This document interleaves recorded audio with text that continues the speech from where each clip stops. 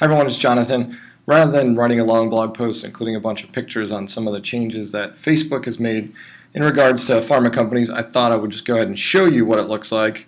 Take a look in this quick demo video. Thought it might be a little bit easier for everybody to look at. There actually are a couple of little features that might be handy, and also include a couple of little recommendations that I think are important for companies to consider that might make things a lot simpler and be able to take care of some of the problems that a lot of pages are seeing since pages are now open to commenting. So what you see on your screen is a fake page that I made. You can look it up actually just in Facebook search. It's called Curatol. It's my generic product name that I use for fake drugs all the time. So a couple of things. First of all, one of the things that you can actually do now as you go and edit your page is you can add a little bit of information onto your wall. So what we're looking at right now is the Curatol Facebook wall. So I can update statuses here, just like any other, just like your average page. So where he's done it 100 times. What is a little bit different is down on the bottom is something that you probably haven't seen before.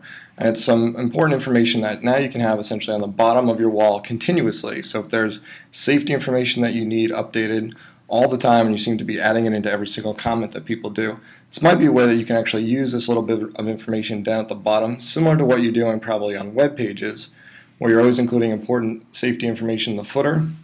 There's essentially now a footer on the standard Facebook wall where you can update some of that information. So it's actually really easy to change. If you go to edit your page, if you're one of the admins, what you're looking for is basic information. And under basic information, what you'll notice is that there's now a new addition to this called safety information. That bit of safety information is what will appear on the very bottom of your Facebook wall. So if you go into your page, you probably won't actually see this because it's important that you pick the right category. If you pick the wrong category, it's not going to show up. So the trick is to, under category here, to pick companies and organizations and pick health, medical, pharmaceuticals. If you pick anything else, the safety information piece will not show up. So the safety information appears in a couple of places under the info tab, which is a standard tab that you have. So you see the safety information added right there. But again, this bit of information, it shows up right on the bottom of the wall too, under more information. You can include whatever you want in there and add in whatever you really need. You can even include some links in there if you wanted to. So that's one obviously very handy feature. Another thing that I'm seeing a lot of pages struggle with now that comments are open is how to deal with questions about products. So a lot of times, whether it's a corporate page or a brand page, somebody might come to the page and say, they have a question about product X, and in a lot of pages there's really explicit information saying you can't comment, you can't mention a drug name, it's not what this page is for. But that's really in a lot of cases what people want to ask. And there's really, most pages I've seen haven't given people any way to actually ask those questions. So there really is a very simple solution to this. For me, it's as simple as just a basic question form. So you can go ahead and just add in a question form. This is just a simple one that threw together. And just let people simply ask their question and let them get it via email to your whoever it is on your team, and then you can respond to them via email or phone, include whatever you need to on this page. But rather than say we can't answer any questions about products, in fact if you mention it we're just going to delete your post, instead point people to this form and the fact that it exists, and you'll answer their questions this way. And so you lay that out in your page policies form, or tab rather, that you can include anything as far as the rules of your tab and of your page rather.